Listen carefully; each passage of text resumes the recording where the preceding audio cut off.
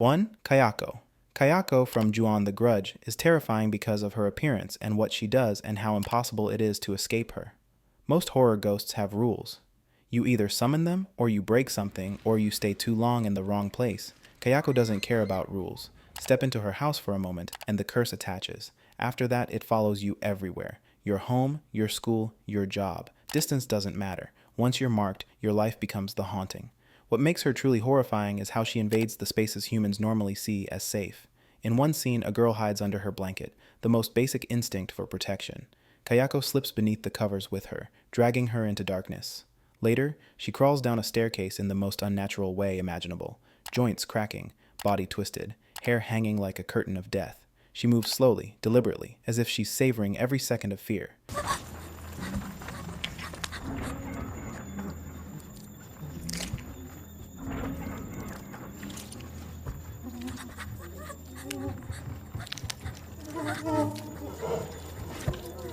Even technology doesn't protect anyone. A phone call carries her rattling, choking croak before the victim disappears. Kayako behaves this way because of her violent, rage-filled death. Her neck was broken, she crawled while dying, and her final sound became the iconic death rattle.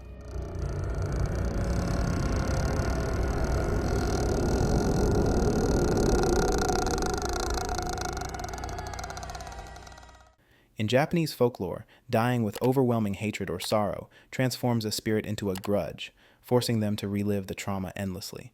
Kayako doesn't choose victims out of malice. She's trapped in her final moment, dragging anyone nearby into that same loop of terror. 2. Valak. Valak isn't scary because it looks like a demonic nun. It's scary because it knows exactly what it's doing. Most ghosts attack whoever is unlucky enough to be nearby. Valak chooses its targets, and then takes its time breaking them. In The Conjuring 2, it goes after Lorraine Warren, someone spiritually powerful, someone who actually fights demons for a living. But instead of attacking her outright, Valak does something far worse. It studies her. It appears in brief visions, twisted dreams, and faint shadows. It even uses Lorraine's own religion against her. The most chilling moment? The quiet scene where the cross on the wall slowly turns upside down, and Valak steps forward from the darkness, wearing the symbol of purity as mockery. It doesn't just scare Lorraine. It invades the one place she should feel safe, her faith. Valak also plays with perception. In the painting scene, Lorraine stares at the artwork, frozen. The shadow behind it moves even though nothing else in the room does. A hand slides across the canvas. The face shifts, and then the demon bursts out of the painting, as if reality no longer matters. In The Nun, Valak becomes even more terrifying because it controls the entire monastery like a living trap. The moment Sister Irene and Frenchie arrive, nothing feels real, because most of the nuns they meet aren't alive at all. Valak fills the halls with illusions, creating full conversations, crowds, and prayers, tricking Irene into believing she's surrounded by holy sisters when she's actually kneeling alone in an empty, silent room. From there, the attacks escalate. Frenchie finds a nun hanging outside, her body slowly twisting toward him before snapping upright and lunging from the noose like a puppet. He's later lured into a graveyard by phantom footsteps and nearly buried alive as Valak tests how quickly terror consumes him. Irene prays with a room full of nuns while the demon pounds at the door, only to discover later that she was screaming into pitch-black nothingness. And in the final confrontation, Valak drags her underwater, choking her and pulling her deeper into the flooded chamber, its glowing eyes staring through the darkness as it takes its time, savoring every second of her fear.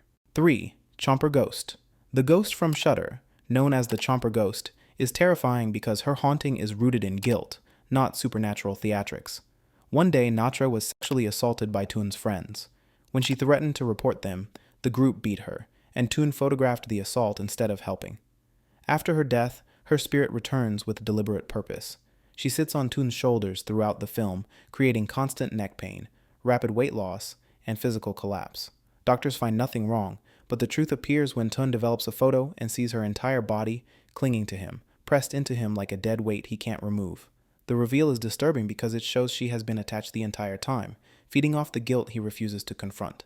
Natra also manipulates photographs to expose what happened. She appears in every developed image, on shelves, in reflections, crouched behind him, crawling toward the lens, hanging from the ceiling.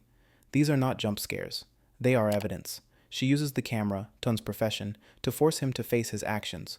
Her attacks rely on overwhelming pressure rather than violence. She drains him, bends his neck downward, weighs on his spine, and forces visions into his mind. She does the same to the others involved in her assault. Each dies through accidents triggered by her presence, proving she doesn't need to strike. Fear and guilt destroy them instead. 4. The Woman in Black. The Woman in Black is one of the scariest ghosts because her haunting is built on simple, unstoppable rules. If she sees a child, that child dies.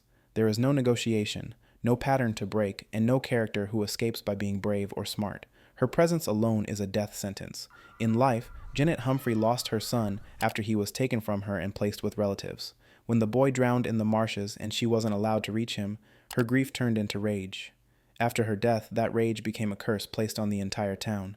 Every time her spirit appears, a child dies shortly after, jumping from windows, walking into fires, or quietly slipping away without warning. She kills not out of malice, but out of grief, twisted into vengeance. In the movie, she stalks Arthur Kipps the moment he enters her abandoned house. She appears in windows, hallways, and on the marsh road, watching him with a blank, fixed stare.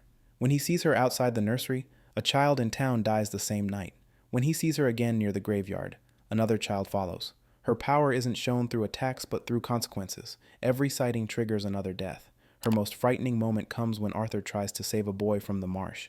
The woman in black stands behind the child, silent and unmoving, and the boy walks directly into the path of an oncoming carriage. She doesn't touch him. Her influence alone kills. What makes her terrifying is the inevitability. Once she marks a town, she keeps killing its children endlessly, with no way to stop her and no way to reason with her. 5. Manjulika. Manjulika is one of the scariest ghosts in Indian cinema because her haunting isn't random.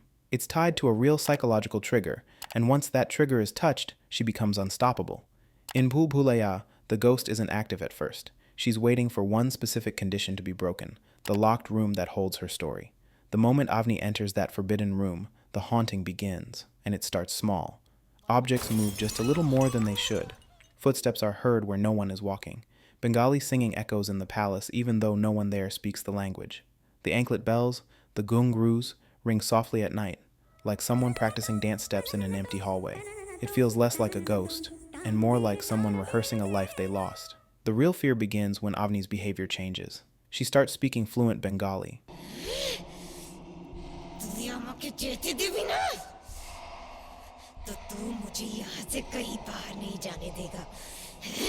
She begins waking up in places she doesn't remember walking to. She mimics classical dance steps without realizing it. And most importantly, she develops the same anger Manjulika died with, because that's the core of the haunting. Manjulika was a dancer who loved another performer, and the king, driven by jealousy, killed him. She watched it happen, she never forgave it, and she swore revenge. Avni doesn't just see Manjulika, she becomes the outlet for that revenge. The tension peaks in the final act, when Avni, fully under Manjulika's control, tries to recreate the murder night. She chooses a victim she believes is the reincarnation of the king, aka her innocent husband. She dances the same routine Manjulika performed centuries ago, then picks up the sword meant for the final strike. It's one of the only ghost stories where the possession feels logical, not chaos, not random violence, but a ghost trying to finish something she died wanting to complete. 6. Samara Morgan. Samara Morgan from The Ring is scary because she crawls out of a TV. You don't need to summon her or disrespect anything. You just watch a strange videotape, and she marks you for death. 7 days. 7 days later, she comes for you no matter where you are. What makes her terrifying is how she kills without ever touching her victims. Samara attacks mentally, turning her victims' final moments into pure madness. Every character who sees her face before dying is found twisted, frozen, and wide-eyed, as if they died from fear itself. That alone proves her power. She doesn't need physical violence. She destroys your mind. Throughout the curse, she sends victims disturbing visions, static flashes, warped rooms, dead animals, and the well where she died. These visions aren't hallucinations. They're Samara pushing her trauma into your brain. The longer the curse continues, the more she invades your life. Her final attack is iconic for a reason. She crawls out of the TV, soaking wet from the well, glitching toward you like she's breaking reality itself, and she only needs a second of eye contact to kill you. Samara is terrifying because she guarantees one thing. Once you see the tape, your death is scheduled. 7. Mae Nak. Mae Nak is one of Thailand's most famous and terrifying ghosts because her haunting comes from pure love twisted into obsession. She isn't a ghost who kills for fun. She kills because she refuses to let anyone separate her from the man she loved, even after death. In the story, Mae Nak dies during childbirth while her husband Mac is away at war. But when Mac returns, she hides her death and pretends to still be alive, cooking for him, sleeping beside him, and acting completely normal. The problem is everyone else can see the truth, and anyone who tries to warn Mac or take him away from her ends up mysteriously dying. She kills neighbors and villagers who speak about her death. People who talk behind her back fall from trees, break their necks, or die in accidents that Mae Nak clearly orchestrates. She also uses illusions, stretching her arm impossibly long to pick up dropped items, appearing behind people, and manipulating shadows to make sure Mac never realizes she's a ghost. Her most frightening moment happens when Mac finally sees the truth. Mae Nak's face shifts into her dead, rotting form. Even then, she begs him not to leave her. Mae Nak is terrifying because her love is unstoppable, a ghost willing to kill anyone just to keep the person she lost. 8 children. These 2 kids aren't just infected, they're controlled by a demonic parasite that turns them into intelligent, silent hunters. They don't act like children, and that's what makes every scene with them feel wrong. What makes them truly scary is how they attack without warning. They hide in dark corners of the apartment building, waiting for the perfect moment to strike. Their movements are fast, animal-like, and completely unnatural. When the SWAT team explores the building, the twins appear out of nowhere, crawling out of vents and shadows to drag people away. They also bite, claw, and pounce like feral creatures, killing victims almost instantly. Their small size lets them disappear into tiny spaces, creating constant paranoia because they could be anywhere, and because they're possessed, they don't feel pain, fear, or hesitation. They follow victims through hallways, crawl spaces, and stairwells with the same emotionless expression. 9. The Pale Lady. The Pale Lady from Scary Stories to Tell in the Dark is one of the scariest ghosts because she doesn't run, scream, or chase. She kills you calmly, slowly, and without ever breaking eye contact. Her entire threat comes from the fact that you cannot avoid her once she chooses you. In the movie, she haunts Chuck inside a hospital dream maze. No matter which hallway he turns into, she's already there, smiling, pale, and waiting. That's what makes her frightening. She blocks every exit, walking toward him with the same slow, soft steps, as if she has all the time in the world. When she finally reaches him, she doesn't attack violently. She absorbs him into her body, pulling him into her soft, fleshy torso until he disappears completely. No blood, no sound, just a quiet, suffocating death. The Pale Lady proves her power because she rewrites the environment to trap her victims. She creates endless hallways, manipulates space, and corners you no matter how fast you try to escape. Chuck wasn't killed because he was weak, he was killed because she made escape impossible.